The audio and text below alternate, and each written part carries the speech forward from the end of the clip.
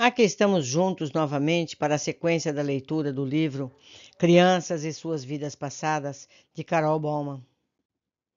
Um conceito espiritual muito amplo. Parte do problema é a simples ignorância dos fatos, como a reencarnação, raramente é discutida como uma ideia espiritual séria através da mídia ou nas escolas, certamente não nas igrejas, o que a maioria dos ocidentais sabe sobre o assunto, apenas aquilo que absorvem através de piadas e caricaturas. A reencarnação não é, como muita gente da nossa cultura pensa, uma crença ligada à Índia ou a qualquer religião ou cultura. Tem sido uma crença espiritual para bilhões de pessoas em todo o mundo há milhares de anos. Uma ideia global que floresceu independentemente entre as populações de todos os continentes, desde os celtas até os teutões do norte da Europa, os povos indígenas da África, Austrália, das Américas. Centenas de milhões de hindus budistas no mundo de hoje acreditam na reencarnação. É tolerada pelo Islã. A seita mística islâmica dos sufis faz dela uma pedra fundamental de sua fé. Comparada com a maioria do resto do mundo, nossa cultura judaico-cristã, com a sua negação da reencarnação, está em minoria.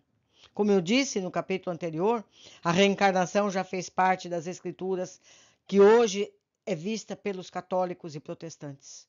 Está lá, para quem quiser ver. Continuando.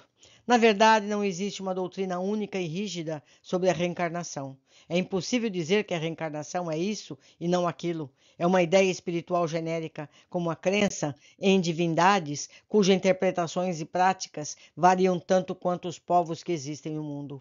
Algumas noções de como a reencarnação funciona são superstições absurdas, ideias claramente inaceitáveis para as nossas mentes modernas. Mas em outros lugares a reencarnação se desenvolveu, transformando uma filosofia de leis naturais e introspecção espiritual que poderia dar uma contribuição valiosa para o pensamento ocidental. Faço um parênteses aqui, meus amigos. Na França, nos anos 1800, Allan Kardec fez todo um estudo a respeito. Está lá para quem quiser ver. Busquem o Livro dos Espíritos. Está tudo lá, detalhe por detalhe. Leiam como um livro científico, porque a pergunta é feita e a resposta é dada. Então, houve sim um estudo feito. Está lá para quem quiser ver. Recomendo. Vocês podem encontrar isso em PDF em muitos idiomas. Continuando. Em qualquer questão sobre os mecanismos da reencarnação, há uma enorme variedade de crenças proveniente de todos os pontos do mundo. Por exemplo, a questão sobre o tempo em que uma alma aguarda para voltar à vida, alguns acreditam que o intervalo é de centenas de anos, enquanto outros pensam que está fixado entre 7 e 20. Os drusos do Líbano chegam ao extremo de crer que o renascimento se dá imediatamente após a morte, sem nenhum intervalo. Dizem até que o último sopro do moribundo é seguido pela primeira respiração do recém-nascido reencarnado. Em algumas culturas, religiões e seitas, a reencarnação é uma ideia dogmática, punitiva, institucionalizada por meio de regras e rituais. O temor de um renascimento infeliz é usado como uma arma para intimidar, controlar as massas. O sistema de castas da Índia, por exemplo, é estruturado sobre a ideia de que as almas renascem subindo a escala das castas, alguns degraus de cada vez e somente após a execução de vários rituais. Em outras culturas, a reencarnação é um conceito profundamente libertador e positivo. A antropóloga Margaret Mead descobriu que tanto os balineses quanto os esquimós reverenciam o ciclo de renascimento em sua atitude com relação ao aprendizado. Acreditam que suas crianças têm dons proféticos e desde cedo as ensinam a fazer coisas complicadas, considerando que elas sejam capazes de fazê-las, porque, na verdade, são adultos. Até mesmo os velhos continuam aprendendo porque seus esforços não serão desperdiçados. As versões da reencarnação ensinadas pelas tradições esotéricas dos hindus e budistas tibetanos são as mais enaltecidas e compatíveis com a mente ocidental. Mas até mesmo os hindus e os budistas discordam sobre o que é transmitido de uma existência para outra. Os hindus acreditam que seja identidade de uma alma viajante. Os budistas dizem que é uma corrente contínua de consciência, um relacionamento de causa e efeito, mas sem uma identidade de alma viajante. Contudo, ambos concordam com a lei natural, chamada de karma, rege as particularidades do renascimento. O karma é outra ideia relacionada com a reencarnação, muito suscetível de interpretações, muitas vezes mal compreendida pelos ocidentais. No nível mais simples, karma é o mesmo que lei física de causa e efeito, ação e reação. Os cristãos a conhecem pelo ensinamento que diz: você colhe o que planta. Mas o karma funciona através de muitas existências. Por esse princípio, tudo o que fazemos, seja bom ou mal, tem efeito sobre nós e nos outros, e as consequências de cada ação podem voltar a nós nesta ou em outra existência.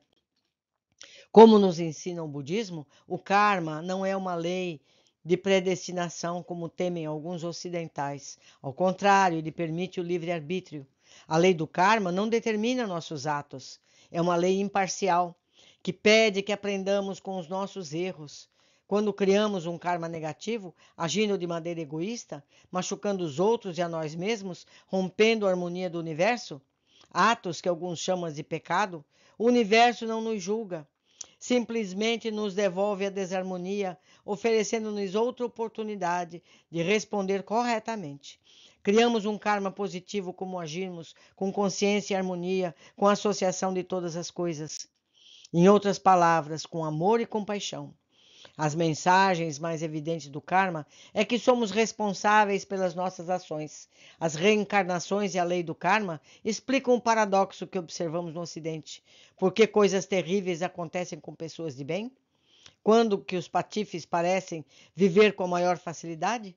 Se não considerarmos o aspecto cumulativo do karma, a vida parece aleatória e injusta, um giro cósmico dos dados. Às vezes é impossível enxergarmos alguma justiça moral ou mesmo um significado dentro dos limites de uma única vida, quando, por exemplo, uma criança inocente morre ou nasce cega ou sem lar. Mas se encarássemos cada vida com apenas uma imagem de um filme composto de inúmeras imagens, nossa perspectiva muda. Percebemos que o filme visto como um todo faz sentido, nos conta uma história de equilíbrio, justiça e ordem. Portanto, se a reencarnação é uma ideia espiritual genérica, não ligada a nenhuma religião ou cultura, por que resistem a ela no Ocidente? Por que a cultura judaico-cristã difere da maioria das outras do mundo? Procurei as fontes da história do judaísmo e do cristianismo em busca de respostas, e o que descobri é tão fascinante e revelador que valeu o esforço. Procurei primeiro no cristianismo e descobri que a Bíblia não fala na reencarnação e muito menos a condena. Não existe escritura que repudie a reencarnação. Na verdade, muitos estudiosos da Bíblia e cristãos devotos acreditam que Jesus aprovava tacitamente a reencarnação. Os historiadores sabem que a reencarnação era uma crença bastante comum no Oriente Médio naquele tempo, e Jesus parece aceitá-la como algo que não merecesse maiores comentários em qualquer sentido.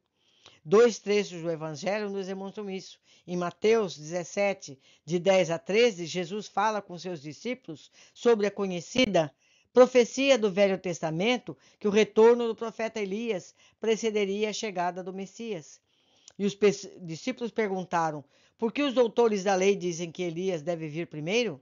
Jesus respondeu: para ter certeza, Elias virá e restaurará todas as coisas. Mas eu lhe digo, Elias já chegou e não o reconheceram, mas fizeram com ele tudo o que quiseram. Da mesma forma, o Filho do Homem vai sofrer em suas mãos. Então os discípulos compreenderam que eles falavam de João Batista. E aqui, meus filhos, eu quero abrir aqui já um parênteses. Jesus sabia exatamente do que ia passar com ele. Nessa frase está bem clara. O Filho do Homem irá sofrer em suas mãos, não é? Como pode essa declaração, esse reconhecimento de Jesus de que Elias já havia voltado como João Batista, ser interpretada como algo que não seja reencarnação? Outro trecho citado é de João 9:2. Os discípulos apontam para um homem que havia nascido cego e perguntaram: quem pecou, este homem ou seus pais, posto que nasceu cego? Jesus usou a pergunta para falar do pecado, mas é significativo que não tenha repudiado o pressuposto óbvio da afirmativa. De que outra forma o homem poderia ter pecado antes de ter nascido, se não tivesse vivido antes? Se Jesus quisesse ter condenado a reencarnação, aquela era a oportunidade, mas ele não fez. Então, de onde é que os cristãos tiraram a noção de que a reencarnação é um pecado, como já ouvi algumas pessoas dizerem? A resposta não está nas palavras de Jesus, mas nas origens da Igreja Romana. É muito interessante a história do que aconteceu nos 300 anos que se passaram entre a humilde pregação de Jesus no deserto e a fixação da doutrina do credo a que os cristãos acreditam até hoje. Este livro, mais adiante, vai falar a respeito da retirada da reencarnação das Escrituras, mas aproveito aqui a oportunidade para falar a respeito. No ano 553 depois de Cristo, a supressão da reencarnação. A mulher do imperador Justiniano, Teodora, fez carreira como cortesã e conseguiu que o imperador Justiniano se apaixonasse perdidamente por ela. Cortesã, ela era uma prostituta, que fique bem claro o termo. Quando se tornou imperatriz, mandou executar 500 das suas ex-companheiras, entre as escravas, prostitutas de sacerdotisas pagãs. Vocês estão vendo aqui, bem claro, por que ela fez isso? A escravocrata e extremamente cruel, Teodora ficou com muito medo de reencarnar como escrava negra e ordenou a Justiniano que revisse os códigos canônicos para que aquilo nunca mais pudesse ocorrer. Como se fosse possível mudar as leis supremas como a lei mundana. Então vamos fazer uma lei, meus amigos, para que nunca mais haja terremotos, não é? Não se pode mudar o que é imutável. Não se pode mudar as leis do universo. Então está claro que nos evangelhos, que nos livros sagrados, estava lá a reencarnação. E eu digo mais, que ela não citou aqui, existe uma linha judaica que sim, acredita na reencarnação, certo?